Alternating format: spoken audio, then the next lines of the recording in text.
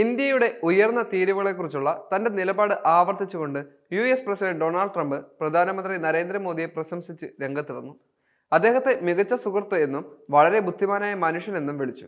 Indian ഉൽപ്പന്നങ്ങൾക്ക് പരസ്പര തീരുവ ഏർപ്പെടുത്തണമെന്ന് തന്റെ ഭരണകൂടം സമ്മർദ്ദം ചെലുത്തുന്നുണ്ടെങ്കിലും ഇരു രാജ്യങ്ങളും തമ്മിലുള്ള വ്യാപാര ചർച്ചകൾ നല്ല ഫലങ്ങൾ നൽകുമെന്നും വൈറ്റ് ഹൗസിൽ മാധ്യമപ്രവർത്തകരോട് സംസാരിച്ച ട്രംപ് ആത്മവിശ്വാസം പ്രകടിപ്പിച്ചിട്ടുണ്ട്. പ്രധാനമന്ത്രി മോദി അടുത്തിടെയാണ് ഇവിടെ വന്നത്. ഞങ്ങൾ എപ്പോഴും വളരെ നല്ല സുഹൃത്തുക്കളായിരുന്നുവെന്നും ലോകത്തിലെ ഏറ്റവും ഉയർന്ന തീരുവ ചുമത്തുന്ന രാജ്യങ്ങളിലൊന്നാണ് ഇന്ത്യ എന്നും അവർ വളരെ മിടുക്കരാണെന്നും ട്രംപ് വ്യക്തമാക്കി. അദ്ദേഹം വളരെ മിടുക്കനായ മനുഷ്യനും എൻ്റെ ഒരു നല്ല സുഹൃത്തുമാണെന്നും ഞങ്ങൾ വളരെ നല്ല ചർച്ചകൾ നടത്തിയെന്നും ഇന്ത്യക്കും നമ്മുടെ രാജ്യത്തിനുമിടയിൽ കാര്യങ്ങൾ വളരെ നന്നായി നടക്കുമെന്നും ഞാൻ കരുതുന്നതായും ട്രംപ് വ്യക്തമാക്കി. നിങ്ങൾക്ക് ഒരു മികച്ച പ്രധാനമന്ത്രി ഉണ്ടെന്നും ഞാൻ പറയാൻ ആഗ്രഹിക്കുന്നുവെന്നും ട്രംപ് പറഞ്ഞു.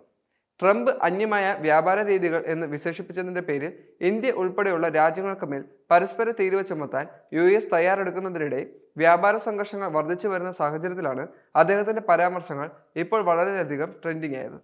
ഇന്ത്യയുടെ വ്യാപാര നയങ്ങളെ ട്രംപ് പലതവണ വിമർശിച്ചിട്ടുണ്ട്.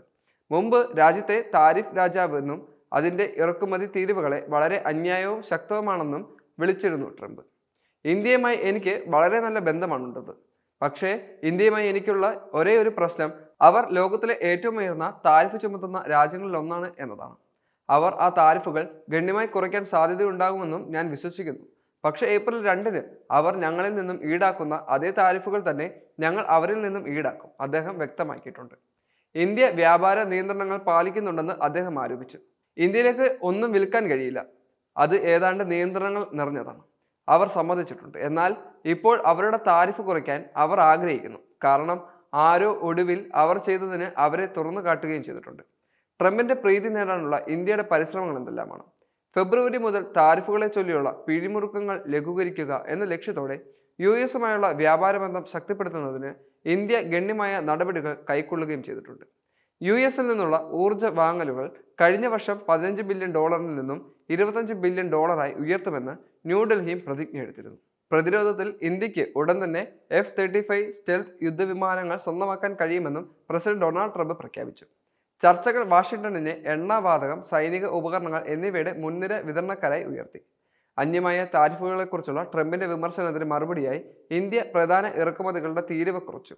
ബർബൺ വിസ്കി താരിഫ് 150% നിന്നും 100% കുറച്ചു. സർക്കാരിന്റെ ഫെബ്രുവരി ബഡ്ജറ്റ് ആഡംബര കാറുകൾ, സോളാർ സെല്ലുകൾ, നയതന്ത്രങ്ങൾ, യന്ത്രങ്ങൾ എന്നിവയുടെ അടിസ്ഥാന കസ്റ്റംസ് തീരുവ കുറച്ചു. പീക്ക് ഇറക്കുമതി താരിഫ് 70%വും ശരാശരി താരിഫ് 11%-ൽ താഴെയുമായി കുറച്ചു. അതേസമയം റിലയൻസുമായും എയർടെലുമായും പങ്കാളിത്തത്തിൽ ഏർപ്പെടുന്നതിന് ശേഷം എലോൺ മസ്കിന്റെ സ്റ്റാർലിങ്ക് ഇന്ത്യയിൽ അന്തിമ റെഗുലേറ്ററി അംഗീകാരം നേടിയെടുത്തിട്ടുണ്ട്. ഈ നീക്കം വളർന്നു വരുന്ന വിപണികളിലേക്കുള്ള അതിന്റെ വ്യാപനം ത്വരിതപ്പെടുത്തുമെന്ന് പ്രതീക്ഷിക്കുന്നുണ്ട്.